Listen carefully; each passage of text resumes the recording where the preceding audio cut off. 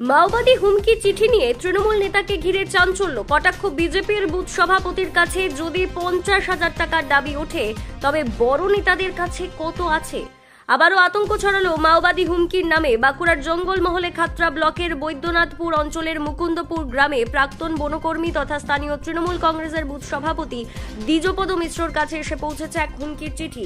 চিঠিটি লেখা সাদা কাগজের চিঠিটি লেখা সাদা কাগজে লাল কালিতে, বানানো ভাষাগত দিক দিয়ে প্রচুর ভুলে ভরা হলেও তাতে লেখা বক্তব্য যথেষ্টই ভয়াবহ এবং উদ্বেগজনক। চিঠিতে লেখা রয়েছে, মাওবাদী সারেঙ্গা, নাম দ্বিজপদ মিশ্র, মুকুন্দপুর, তোমার নাতি দুটো আছে, ভয়ঙ্কর হবে তোমকে, টাকা দিতে হবে, টাকা মাওবাদী ফান্ডে জমা হবে, টাকার পরিমাণ 50,000 টাকা, চাকরি নেই তাই 50,000 টাকা, পৌঁছে দেওয়ার ঠিকানা রাস্তায় বেরিয়ে ডান দিকে পুকুর পাড় চাতলঘাট নামিয়ে দিয়ে চলে আসবে, রাত্রি 11:30 টাকা না পেলে পরিণাম ভয়ঙ্কর হবে, যদি না দাও তাহলে তোমার নাতি দুটো তুলে নিয়ে যাব, তোমকে রাস্তায় গুলি করে দেবো।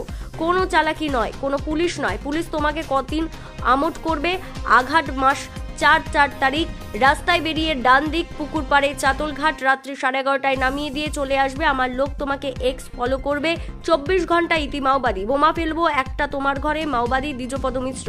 কমা পূর্ণচ্ছেদহীন বানানো ভাষাগত ভুলে ভরা চিঠির প্রতিটি লাইনে স্পষ্ট প্রাণনাশ অপহরণের হুমকি, শিশুনাতিদের নামে টেনে হুমকি, টাকার অঙ্ক নির্ধারণ করে দেওয়া, নির্দিষ্ট সময় ও জায়গায় পৌঁছানোর নির্দেশ, সব মিলিয়ে ঘটনা অত্যন্ত চিন্তাজনক। চিঠির মাওবাদী সারেঙ্গা লেখাটি ইঙ্গিত দিচ্ছে যে সারেঙ্গা অঞ্চল থেকে বা নাম ব্যবহার করে এই হুমকি দেওয়া হয়েছে। তবে প্রশাসনের পক্ষ থেকে এখনো পর্যন্ত কেউ এই চিঠির সত্যতা বা উৎস নিশ্চিত করেনি। তবে প্রশ্ন থেকেই যাচ্ছে, এই হুমকির নেপথ্যে আসলেই মাওবাদীরা নাকি কেউ ব্যক্তিগত উদ্দেশ্য নিয়ে ভয়াবহ নাটক সাজিয়েছে?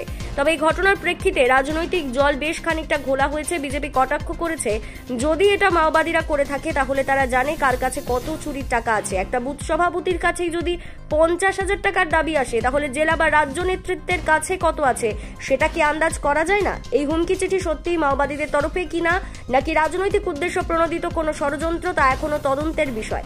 আপনারা দেখছেন বিসিএন বাংলা, জনগণের পক্ষে বাংলার সংবাদ। একটা চিঠি দিয়েছেন আমার কাকাকে মাওবাদী বলে, চিঠিটা দেখেছি, পড়েওছি, 50,000 টাকা চেয়েছে। না ভাবাই লাগেনি। আমার নাম মুকুন্দপুর, আমার নাম বিকাশ চন্দ্রকা। এখন ভাবার হচ্ছে, যদি এটা মাওবাদীতেই করে থাকে ওই অঞ্চলে, তাহলে মাওবাদীদের কাছেও খবর আছে যে তৃণমূল কংগ্রেসের একজন বুথ সভাপতির কাছে কি পরিমাণ টাকা পয়সা রয়েছে, কি পরিমাণ ধন সম্পদ রয়েছে। তাহলে ভাবুন, তৃণমূলের যারা বড় বড় রাঘব বোয়াল, বড় বড় নেতা, তাদের কাছে কি পরিমাণ সম্পত্তি আছে, এটা হয়তো তারাও জানে, বা যিনি করেছেন তিনি হয়তো জানেন। এখন এটা আন্ডার পুলিশ ইনভেস্টিগেশন ম্যাটার, কিন্তু এই চোরেদের সরকারকে যার প্রয়োজন নেই, এখান থেকেই প্রমাণ হয় যে সাধারণ মানুষ কেন, যে এই কাজটি করেছেন বা যে সংগঠন করেছেন, তাদের কাছেও খবর আছে যে তারা কি পরিমাণ চুরি করে পেটের মধ্যে লুকিয়ে ধন সম্পত্তিগুলোকে নিয়ে বসে আছে। রাত্রি শুয়েছিল, মানে যে কোপাটার ফাঁকে একটা চিঠি পড়াই দিয়েছিল।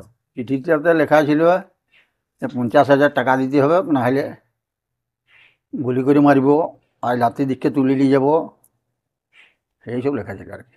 সেটা জগদলা আমাদের ইয়ার ওই একটা ঘর আছে, ওই সানঘাট, সেইখানে জানালা ইয়ার এইখানে গলায় দিই। আমি ফরেস্টে কাজ করতাম, এখন করি বলতে এখন পার্টি করি, তৃণমূল বুথ সভাপতি আর ব্লক কমিটির সদস্য। মাওবাদী লেখা আছে দ্বিজপদ মিশ্র।